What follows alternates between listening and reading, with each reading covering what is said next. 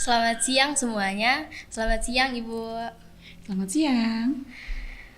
Saya Tansa. Di sini kita akan ngobrol-ngobrol bareng bersama salah satu guru dari SMA Negeri 2 Tasifeto Barat, juga termasuk dalam panitia penyelenggara workshop jurnalistik yang diadakan pada tanggal 10 Juni sampai dengan 12 Juni 2024. Sebelumnya, Ibu bisa perkenalkan diri untuk para pemirsa semua. Baik, terima kasih Nona Tansa. Jadi saya Melati Citra Rizky. Saya salah satu guru di SMA Negeri 2 Tasifeto Barat. Dan sekaligus saya juga salah satu tim dari jurnalistik di SMA Negeri 2 Tasifeto Barat. Yang kebetulan 2 hari yang lalu kami mulai mengadakan workshop jurnalistik ya selama 3 hari berturut-turut. Dan terakhir hari ini, alhamdulillah semuanya berjalan lancar. Dan itu juga berkat kerjasama seluruh tim dan juga antusias dari siswa-siswi SMA 2 Tasbar yang bisa mengikuti kegiatan dari awal sampai akhir hingga selesai dengan lancar dan baik. Jadi alhamdulillah kegiatan yang kami rancang sejak lama bisa berjalan dengan lancar. Jadi itu saya juga guru bahasa Indonesia di SMA Negeri 2 Tasifeto Barat dan sudah mengajar di sekolah itu kurang lebih 7 tahun ya, dari 2017 gitu. Baik itu. Oke, terima kasih Ibu untuk perkenalannya. Lalu mungkin bisa diceritakan sedikit tentang tujuan dan juga manfaatnya untuk anak-anak peserta didik, terutama dari SMA Negeri 2 Tasifeto Barat dalam kegiatan workshop jurnalistik ini. Ya, jadi sebetulnya kenapa kami sebagai tim jurnalistik di SMA Negeri 2 Tasifeto Barat itu ingin menyelenggarakan kegiatan ini sejak awal, itu karena keresahan hati sebetulnya. Keresahan hati kami yang selama ini ketika kami mengajar, ketika kami berinteraksi dengan siswa, ternyata kami menyadari bahwa siswa-siswi itu sebagian besar masih istilahnya ya boleh dikatakan buta literasi begitu. Jadi memang sudah bisa membaca, sudah bisa menulis, hanya kemampuan literasi itu belum gitu. Jadi motivasi kami itu tadi. Kami ingin membuat siswa-siswi SMA Negeri 2 Tasifeto Barat itu lebih melek literasi gitu ya. Melek itu bahasa Jawa, Nak. Melek itu bahasa Jawa. Jadi yang artinya itu bisa lebih terampil ya, lebih terampil terkait dengan literasi, kemampuan menulis, kemampuan mempublikasikan sesuatu, kemampuan berbicara terutama juga ya di depan umum gitu kan. Jadi inilah saatnya kami membuat sebuah program yang insya Allah nanti manfaatnya bisa dirasakan oleh siswa-siswi, terutama bisa menjadi bekal bagi kehidupan mereka di kemudian hari gitu. Oke, baik. Jadi tujuannya memang sangat bermanfaat sekali ya untuk para peserta didik ini. Yeah. Ibu merupakan guru bahasa Indonesia. Yeah. Jadi untuk kegiatan jurnalistik sendiri, Ibu ini sudah sebelumnya sudah mengetahui jurnalistik. Oke, kalau sudah bisa ceritakan sedikit. Baik, jadi sebetulnya Nak,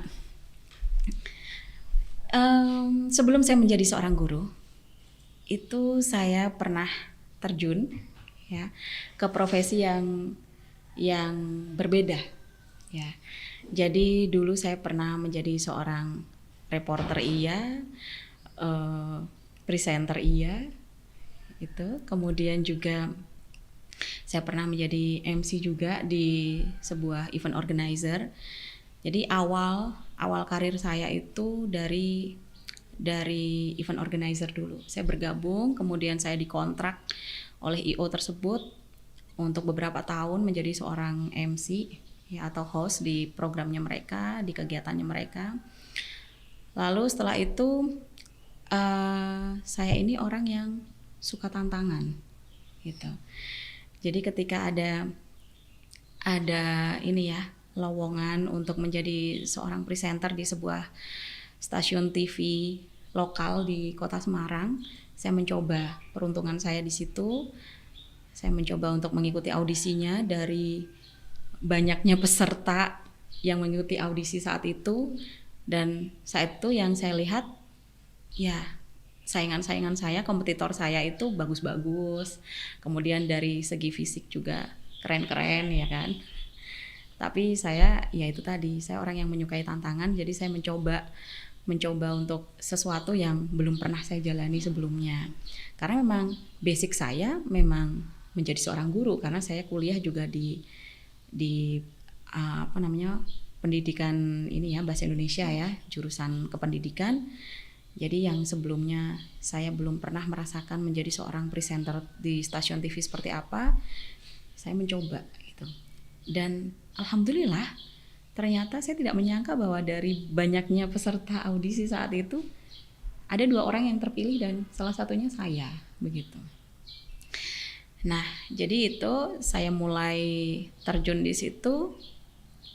Kemudian saya mendapatkan pengalaman yang sangat banyak, mulai dari saya meliput di lapangan seperti apa, bahkan dulu karena saya mendapatkan divisi di hard news ya, sehingga saya harus keluar masuk kantor polisi keluar masuk kantor polisi untuk meliput gelar perkara, mulai dari gelar perkara perampokan, judi, bunuhan dan lain-lain gitu. Bahkan tidak jarang saya juga berada di TKP yang menurut saya agak horor ya gitu. Tapi ya itu tadi pengalaman yang mungkin tidak saya dapatkan di bangku kuliah begitu. Dan saat saya bekerja di situ saya masih kuliah. Waktu itu. Masih kuliah semester 8. Iya. Mulai dari semester 7. Kemudian di semester 8 harusnya saya sudah lulus. Nah, berhubung karena saya sambil bekerja ya di stasiun TV itu ya, dan ternyata menjadi seorang jurnalis di stasiun TV itu waktunya tidak terhingga. Itu. Yang harusnya saat itu saya menyelesaikan skripsi saya, akhirnya jadi molor. Jadi berbagai liku-liku yang saya jalani saat itu, sehingga akhirnya membuat skripsi saya menjadi molor. Di saat teman-teman saya sudah wisuda, saya belum wisuda. Ya itu tadi, karena memang terkadang ketika 2 hal dijalani secara bersamaan, salah satunya ada yang harus dikorbankan itu.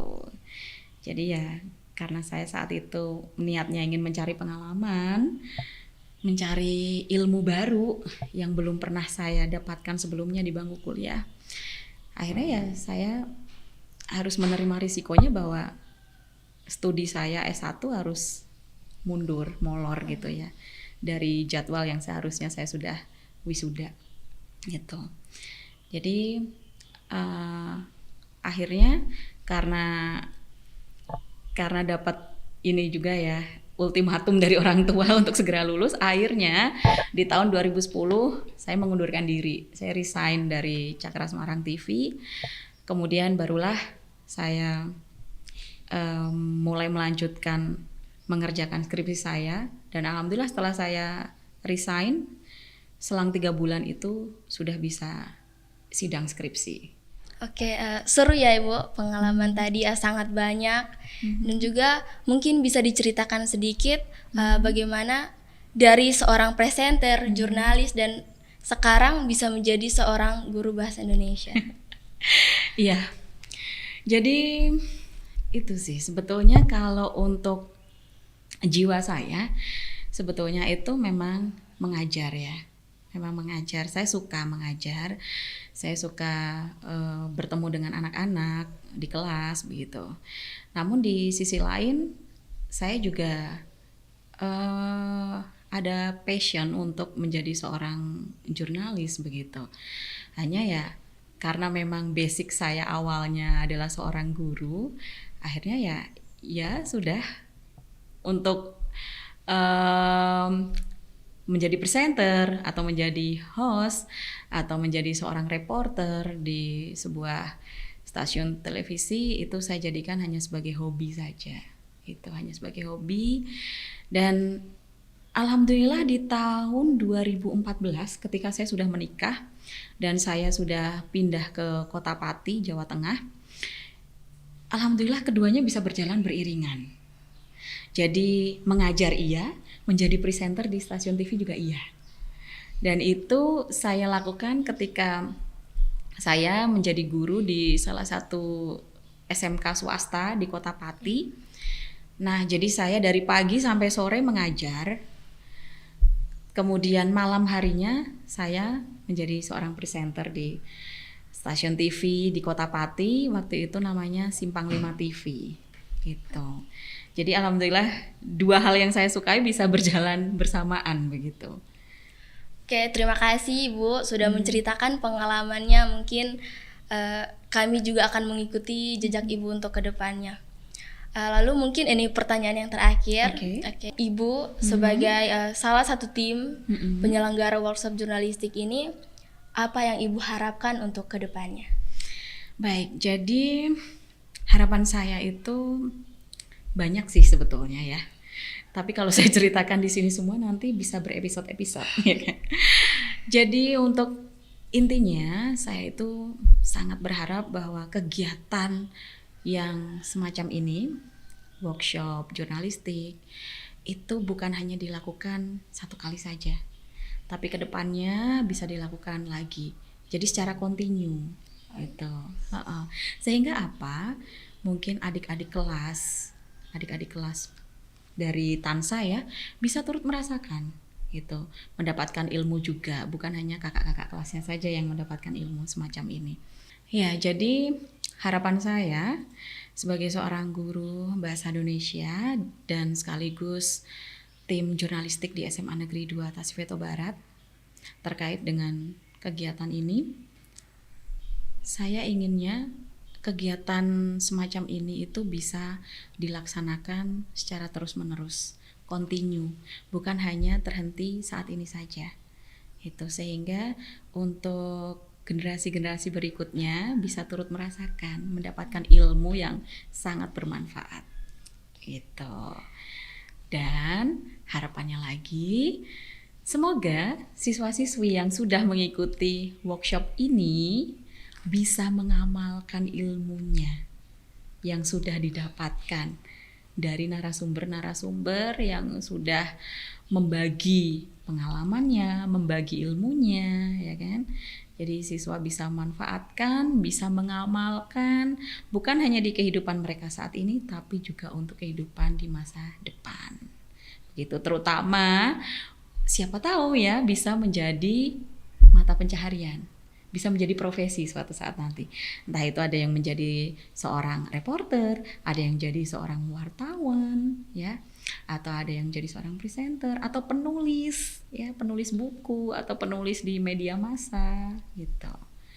Jadi itu harapan saya ke depannya. Terima kasih. Oke, terima kasih juga Ibu sudah bersama saya berbincang-bincang untuk siang hari ini. Terima kasih. Ya, sama-sama. Selamat siang.